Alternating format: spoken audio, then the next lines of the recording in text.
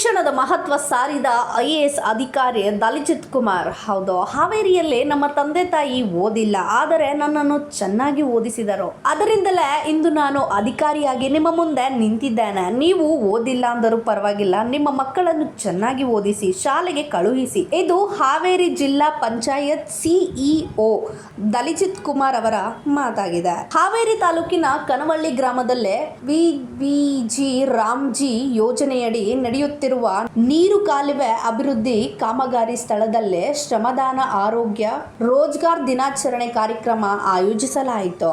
ಕಾರ್ಯಕ್ರಮದಲ್ಲಿ ಪಾಲ್ಗೊಂಡ ಜಿಲ್ಲಾ ಪಂಚಾಯತ್ ಮುಖ್ಯ ಕಾರ್ಯನಿರ್ವಾಹಕ ಅಧಿಕಾರಿ ದಲಿಜಿತ್ ಕುಮಾರ್ ಅವರು ಕಾರ್ಮಿಕರೊಂದಿಗೆ ಸ್ವತಃ ಕೆಲಸದಲ್ಲಿ ಭಾಗವಹಿಸಿ ಗಮನ ಸೆಳೆದಿದ್ದರು. ಕಾರ್ಮಿಕರೊಂದಿಗೆ ಶ್ರಮದಾನ ಮಾಡಿದ ಅಧಿಕಾರಿಯ ನಡೆಗೆ ಕಾರ್ಮಿಕರು ಮೆಚ್ಚುಗೆ ವ್ಯಕ್ತಪಡಿಸಿದರು. ಹೌದು, ಈ ಸಂದರ್ಭದಲ್ಲಿ ಮಾತನಾಡಿದ ಅವರು ಗ್ರಾಮೀಣ ಕುಟುಂಬಗಳಿಗೆ ಉದ್ಯೋಗದ ಭದ್ರತೆ ನೀಡುವುದರ ಜೊತೆಗೆ ಗ್ರಾಮಗಳ ಅಭಿವೃದ್ಧಿಗೂ ಯೋಜನೆ ಸಹಾಯಕಾರಿಯಾಗಲಿದೆ ಎಂದು ಹೇಳಿದರು. ಕೆರೆಗಳು, ನೀರು ಕಾಲುವೆಗಳು ಹಾಗೂ ಜಲ ಸಂಪನ್ಮೂಲಗಳ ಅಭಿವೃದ್ಧಿಯಿಂದ ಗ್ರಾಮಗಳಲ್ಲಿ ನೀರಿನ ಸಮಸ್ಯೆ ಕಡಿಮೆಯಾಗಲು ಸಹಕಾರಿಯಾಗುತ್ತದೆ. ನೈಸರ್ಗಿಕ ಸಂಪನ್ಮೂಲಗಳ ಸಂರಕ್ಷಣೆಯ ಗ್ರಾಮಸ್ಥರ ಪಾತ್ರವು ಬಹಳ ಮುಖ್ಯ ಎಂದು ಅವರು ತಿಳಿಸಿದ್ದರು. ಯೋಜನೆಯಡಿ ಕೇವಲ ಉದ್ಯೋಗ ನೀಡುವುದಕ್ಕೆ ಸೀಮಿತವಾಗದ ಗ್ರಾಮಗಳಿಗೆ, ದೀರ್ಘಕಾಲಕ ಆಸ್ತಿಯಾಗುವ ಗ್ರಾಮಗಳಿಗೆ ಆದ್ಯತೆ ನೀಡಲಾಗುತ್ತಿದೆ. ಜಲ ಸಂರಕ್ಷಣೆ, ಗ್ರಾಮೀಣ ಮೂಲಸೌಕರ್ಯ ಮತ್ತು ಜೀವನೋಪಾಯಕ್ಕೆ ಪೂರಕವಾದ ಗ್ರಾಮಗಳ ಮೂಲಕ ಗ್ರಾಮಗಳ ಸಂಗ್ರಾಮ ಅಭಿವೃದ್ಧಿಗೆ ಯೋಜನೆ ನೆರವಾಗಲಿದೆ ಎಂದರು. ಹೌದು, ಅರ್ಹ ಗ್ರಾಮೀಣ ಕುಟುಂಬಗಳು, ವಿಶೇಷವಾಗಿ ಮಹಿಳೆಯರು ಯೋಜನೆಯ ಸಂಪೂರ್ಣ ಮಾಹಿತಿಯನ್ನು ಪಡೆದುಕೊಂಡು ಗ್ರಾಮ ಪಂಚಾಯಿತಿಯನ್ನು ಸಂಪರ್ಕಿಸಿ ಉದ್ಯೋಗಾವಕಾಶಗಳ ಸದುಪಯೋಗ ಪಡೆದುಕೊಳ್ಳಬೇಕು ಎಂದು ಕರೆ ನೀಡಿದರು. ಇದೇ ವೇಳೆ ಕಾಮಗಾರಿಯಲ್ಲೇ